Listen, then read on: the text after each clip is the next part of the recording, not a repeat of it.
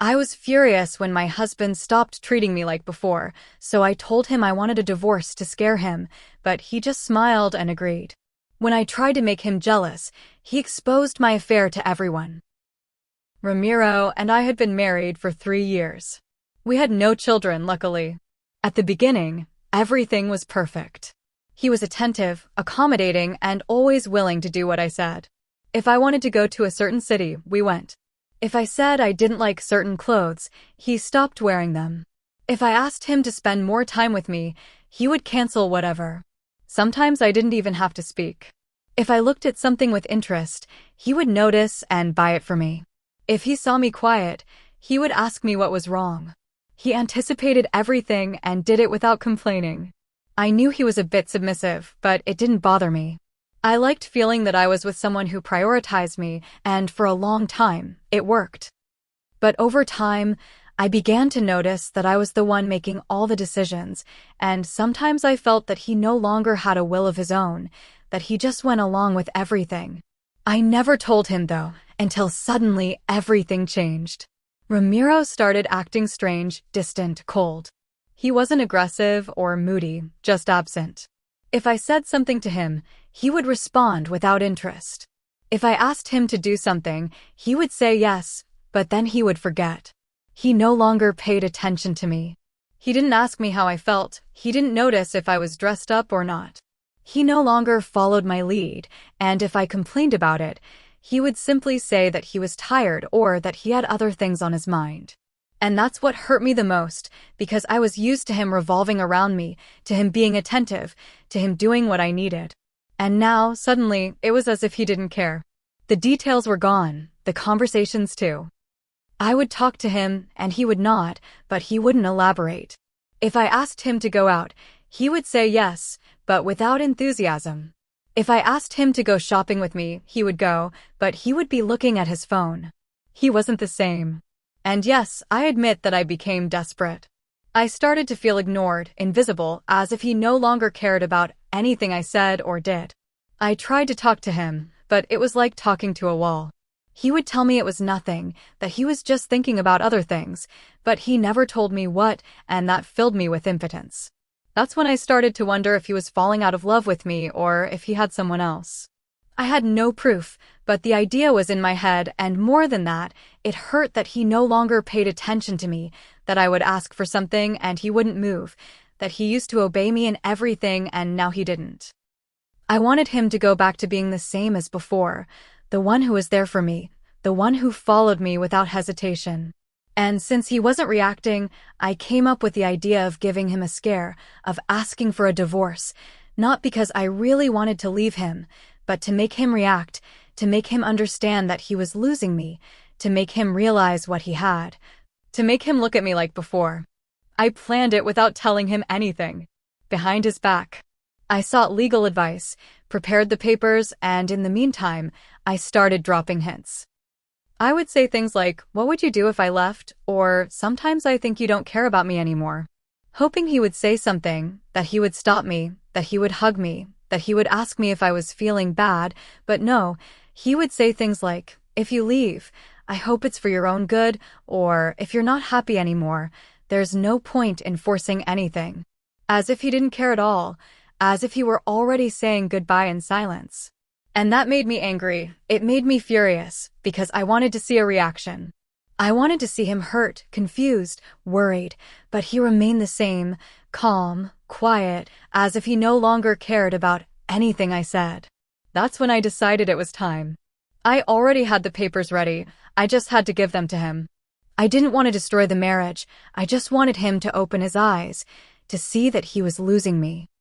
About 3 weeks had passed since I started the process, and finally, the lawyer told me that the papers were ready. He told me I could pick them up whenever I wanted. I went that same day. My heart was beating so fast that I felt like everyone could hear it. I had thought so much about that moment, about all the ways Ramiro could react. And although I tried to convince myself that I should be prepared for anything, the truth is that in my head I had already planned how everything would be. I imagined giving him the papers, and as soon as he read what they were, his face would break. He would kneel right there. He would tell me no, that he couldn't lose me, that everything he had done, that coldness, that distance, that he had only done it to get my attention, and that now he realized that he had almost lost me completely. I saw myself forgiving him, both of us crying, hugging. Then he would plan a trip, all expenses paid, of course, a kind of honeymoon to reconnect, to start over. That was my most recurring fantasy, and no matter how much I tried to imagine other scenarios, that he would get upset, that he would yell at me, that he would refuse, I always came back to that one, to his regret, his plea, his promise to go back to being the man I had known. But none of that happened. When I got home, I found him in the living room, sitting on the couch with the console on, playing. It was his new obsession. He had bought it recently, an acquisition that I didn't like at all. I always told him that that device was keeping him away, that it was making him cold, that all he did was lock himself up to play instead of spending time with me. There he was, with the controller in his hands, headphones on, totally focused on the screen. He didn't even see me when I came in. He wasn't interested. I knew that what was coming was more important than any game. So I went straight to the TV and without saying anything, I turned it off. "What are you doing?" he said, annoyed, turning around. "We need to talk," I said. Calm, but firm. He took off his headphones with annoyance. "Go ahead," he replied. I couldn't believe it. His attitude, so cold. It was hard for me to speak, but I did it. "I want a divorce," I said, as I handed him the papers. Inside, I was excited, convinced that in any second his real reaction would come, his surprise, his desperation, that he would take the papers from my hands and tell me that I couldn't do that. But no, he took them, looked them over, and then said something that I still find hard to digest. "Oh, I just figured out how to get past that part," and he turned around as if to turn the TV back on. The stupid man was talking about his game at such an important moment. I was furious. "We're getting a divorce and you're going to lose me," I yelled. Then he turned to look at me and said, "Okay." And he sat down again. He didn't do anything else. He didn't ask me anything. Where had all of Ramiro's possible reactions gone? He hadn't done anything I had planned. He simply accepted the idea as if I had told him I was going out to buy bread. He completely ignored me. You have no idea the pain I felt at that moment. I felt invisible, humiliated, but above all, confused, because that wasn't my Ramiro, the same one who would do anything for me, who would give me flowers, who would make me dinner, who couldn't sleep if I was angry. Where had all that gone? I still had a hope that he would react in the following days, that he would look for me, that he would regret it before signing, that at least he would say something. Maybe he hadn't processed it correctly, but it didn't happen. After that, I continued to sleep in the room for a few more days, biding my time, waiting for a sign, but he said nothing. In fact, he moved to the guest room.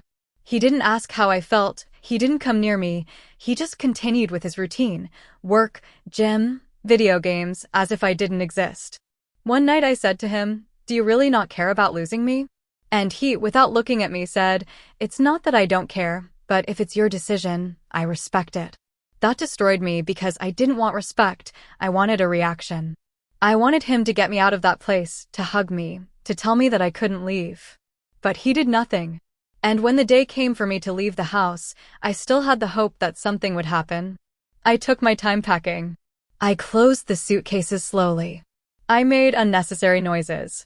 I watched him out of the corner of my eye and nothing. I approached the door. He was still sitting. "Are you really not going to say anything?" I asked. And he just said, "Good luck."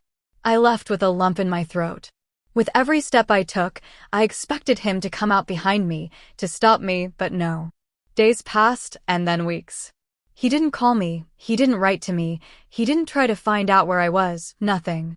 And I admit that I spied on him a little. I saw his social media. There were no strange posts, but something in his face, in his photos, looked different, more confident, stronger. I started to think that maybe he was faking it, that his way of acting was a facade, that he didn't want to show what he really felt. And yes, I have a suspicion that there is something or someone behind all of this. Maybe one of those new friends he made at the gym. I never liked them. Since he started hanging out with them, he changed. He started to have his own opinions, to make decisions without consulting me, to tell me no, when before he always said yes. Sometimes I think they brainwashed him, that they convinced him that he had to be selfish, that they encouraged him to regain his masculinity or something like that, because it wasn't normal for Ramiro, my Ramiro, to suddenly ignore me like that. And so we come to the present. He never looked for me, he never asked me how I am, he never tried to fix anything. I don't know if he's over me, I don't know if he's with someone else. I have no way of knowing. The only thing I know is that it hurts. It hurts to have ended like this. It hurts to think that I ruined it, that by trying to make him react, I lost him forever. I know I was wrong, that I abused his kindness, that for years I got used to him always saying yes, but he knew how important it was for me to feel heard, to feel cared for, to feel special. If I could go back, I would do things differently. I would ask him how he felt, what he needed. I would listen to him more. I wouldn't demand so much. I wouldn't play with things like divorce just to test him. I just want a chance to fix it. I promise that if I get back with him, this time I'll be the one to take care of him, to pay attention to him, to listen to him. I just want him to see me again, to talk to me, to look for me. I don't know what to do. I don't know how to get him back. Do you think there's a way? Is there anything I can do to get back with him? Please give me ideas. Update 1. Husband's version. I've seen that my ex-wife reactivated her Reddit account to post something that honestly left me in shock. I know her well, and she has manipulated the facts. Reading the comments, I see that there are people who are empathizing with her, who are telling her that she can still win back her great love, or that maybe I was going through a depression. Some even console her for having been emotionally ignored. She decided to tell her version, so I'm also going to tell mine because there is an important, key detail that she forgot to mention, or rather, that she chose to hide. She was unfaithful to me, just like that, and I'm not assuming things. It's not that I became paranoid or drew conclusions from hints. No, I discovered it, and it was in the most blatant and random way. Imagine this scene. It was a common afternoon. We were on the couch watching something on TV, and she had her phone in her hand, as always. She was constantly writing, laughing to herself, or responding quickly as if it were something urgent. At that moment, I didn't suspect anything. I just thought it was her group of friends. Until, in a moment of carelessness, she left the phone on the table unlocked, with WhatsApp open. I swear on what I hold most dear. It wasn't that I started to check it or that I touched it. It was there and the notifications started to arrive. The name meant nothing to me, but the content did, very graphic. One of the photos was literally the guy's junk, without shame and with suggestive phrases that I won't repeat here. I admit that I didn't know how to react, I just froze. I didn't say anything at that moment. She picked up the phone again and continued to use it as if nothing had happened. My mouth was dry. The woman I loved, the woman for whom I had given everything, was unfaithful to me. And not only that, but she did it so blatantly that she wasn't even careful to hide it. And yes, I know that I reacted very passively. I didn't confront her. I just got up and said I had to go out for a while. I walked several blocks aimlessly. I sat in a park. I thought about everything, about how we had gotten to this point, about whether it was worth fighting for her, about whether I should confront her. When I got home, she acted as if nothing had happened. She asked me if I wanted to have dinner, she gave me a kiss on the cheek, she talked to me about a new series, and I just watched her, I listened to her, but it was as if I were seeing another person, as if she were no longer my wife, but an actress faking a role that was running out. And the next day I made a decision. I needed space. I needed to get away from her without her noticing, because I still didn't know how to handle the situation. That's why I joined the gym. At first, I just wanted to occupy my mind, to have another routine, to tire myself out physically so as not to think. But it was in that place that I met someone who, without knowing it, completely changed my life. My trainer, a guy older than me, with a lot of experience in every sense. After a few sessions, we became very good friends. I dared to tell him what was happening to me, not all at once, but enough for him to understand my situation. He was the one who told me something I will never forget. Are you waiting to be respected when you are not respecting yourself? And he was right. I had spent years pleasing my wife, and yes, I know what they are going to call it, that I was a doormat, that I lived for her, but that was my way of loving. I never liked to impose. I preferred to give, to listen, to be attentive. If she wanted something, I got it. If she had a bad day, I did the impossible to cheer her up. If she said she didn't like a certain attitude of mine, I changed it. That's how our relationship worked. And for a long time, I thought that was mutual love, but no. I spoiled her and she got comfortable. I gave in and she demanded more. Instead of talking to me about it, instead of explaining to me what was wrong, she went with someone else. I started to follow my trainer's advice, to tell her no when something didn't seem right to me, not to go running every time she snapped her fingers. And she noticed. Boy, did she notice. Because in those weeks she started asking me strange things, throwing hints at me, telling me phrases like, "And if I leave, would you care, or don't you care about me anymore?" And I just looked at her and told the truth. We are adults, people change. If we are no longer happy, there is no reason to force anything. That infuriated her, I could see it on her face, but she didn't say anything. She bit her lips, she frowned. I knew she was waiting for something, a reaction from me, maybe an argument, maybe a plea. I already knew that my ex-wife was thinking of divorcing, not only because of the hints she dropped from time to time, those phrases disguised as deep reflection, like, "Not all couples are meant to last," or "What would you do if I left?" But also because I had access to her email, and there I saw everything. Emails with a lawyer, messages with attached documents, conversations where they explained deadlines, conditions, procedures. I wasn't surprised. After what I saw on her phone that afternoon, nothing surprised me anymore. But if there was one thing I was clear about, it was that I was not going to let them take what little dignity I had left. So before she dared to give me the big news, I spoke with my lawyer. I told him everything. I showed him screenshots, messages, details, and I asked him to prepare a legal response.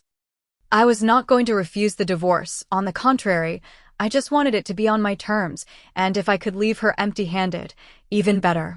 I already knew that I had the upper hand. She never worked more than part-time. I covered most of the expenses, and I had clear evidence of infidelity, so I just needed patience. To wait for her to make her move. And in the meantime, I started doing things that I had previously forbidden myself. Something I always liked since I was young were video games, but she didn't like them. She said they were for children, that they made me waste time, that a grown man shouldn't spend hours in front of a screen. And as a good, in-love, and foolish husband, I stopped playing. I put away the console, I gave away my games, I gave up that hobby because I wanted her to feel important, because I believed that's how love should work. But not anymore. I bought a new console, the latest model, with several games that I had in mind for a long time, and I started playing whenever I felt like it, not every day, but enough to enjoy it. When she saw me installing it, she made a face of disgust. She said something like, "Are you going to waste your time on that now?" And I just smiled. I didn't answer her. I was no longer interested in arguing. I didn't owe her any explanations, and then came the scene that she related in her post, only that, as expected, she omitted the important part. I was in the middle of a game, stuck on a difficult level, focused, and then, without warning, she turns off the TV. Not a "sorry," not a "can you pause," nothing. She stood in front of me with a folder in her hand and said, "We need to talk." I said, "Okay, go ahead," without even getting up. Then she drops it on me. "I want a divorce." My reaction was automatic. I didn't even think about it. "Oh, okay," I replied as I turned my head. I just figured out how to get past that part. I was referring to the game level, obviously, but her face was a mixture of disappointment and fury, as if in her mind all of this should have been a drama. Me on my knees, pleading, begging for another chance. Maybe she thought that by telling me "I'm leaving you," I was going to break like an abandoned teenager. But no, I just looked at her and said, "Okay, I accept the divorce." She said nothing for a moment, and when she saw me pick up the controller again and resume the game, she realized that I was serious. Then she shouted, "You don't care about losing me." I looked at her. "I already know you're cheating on me," I told her. So I'm also working on other conditions for the divorce. Wait for me a few days. And I kept playing. She was speechless. From that moment on, her attitude changed completely. She started following me around the house, asking me things, trying to hug me, offering me coffee, dinner, whatever. She asked for my forgiveness. She told me it was nothing serious, that it was just a mistake, that she was confused, that it didn't mean anything, but it was too late. My lawyer told me that the modified document would be ready in a couple of days, so I endured in silence, sharing the house with her, but not allowing her to get any closer than necessary. When the time came, I presented her with the new conditions. Basically, 0 for her, nothing, no compensation, no benefits, just a clean divorce. She read it and was offended. "How can you do this to me?" she yelled. "I thought we could end on good terms." I replied after you cheated on me and then tried to make me look like the insensitive one. "No, thanks. I'm not signing this." Then I looked at her calmly. "I remind you that I generally pay for everything. I can keep fighting. I have resources. But you, where are you going to get the money for a long trial? How much do you think it will cost you to fight me on this? How long will it take you? How much will it wear you out?" She was silent. "I'm not doing this for you," I told her. "I'm doing it for me. I just want a divorce. Nothing more." She thought about it for a couple of days. She tried to talk to her lawyer and in the end, she agreed. She signed, but with one condition, that I not talk about the matter with anyone, that I not disclose what had happened. That was part of the clause. She wanted to hide her infidelity to say that we were divorcing due to irreconcilable differences. And I accepted. Don't get me wrong. I didn't care about protecting her image. I was clear that the only thing I wanted was to close the chapter and move on with my life. Besides, I had a plan, but everything in due time. The day she left, she paused at the door. She looked at me as if waiting for something, as if she believed that at the last second I was going to regret it, that I would run after her, that I would hug her, that I would cry, but no. You know what she told me? "I got tired of you always agreeing to everything." My lover was wilder, more decisive, and I liked that. I didn't answer. "You have nothing to say." She shook her head and left. After that, she wouldn't stop looking for me, asking me to start over, that she had learned her lesson and that from now on she would be the one to spoil me if I just gave her a chance to prove it. I yelled at her to stop looking for me. I was getting tired of seeing her. And yes, thanks to her post, I discovered that she spies on me, that she still wants to know what I'm up to, that she still hasn't let me go. So I got a restraining order. Just in case, it never hurts. A few weeks have passed since the divorce was signed. And if you thought I was going to sit on my hands, you're wrong. I spoke with my lawyer recently to confirm if the time to appeal the conditions had already passed. He told me yes, that the document is final. My lawyer knew my plans and told me that I would no longer have any consequences for what I would do. So I sent some photos of her infidelities to some mutual friends. Not many, just enough for the truth to spread. You know how gossip works. It flies like wildfire. She wanted to leave as a victim, as the ignored wife, but the truth always comes out. And well, if you're reading this, dear, I also know how to spy. And before I finish, a shout out to my trainer, Gregorio. A great guy,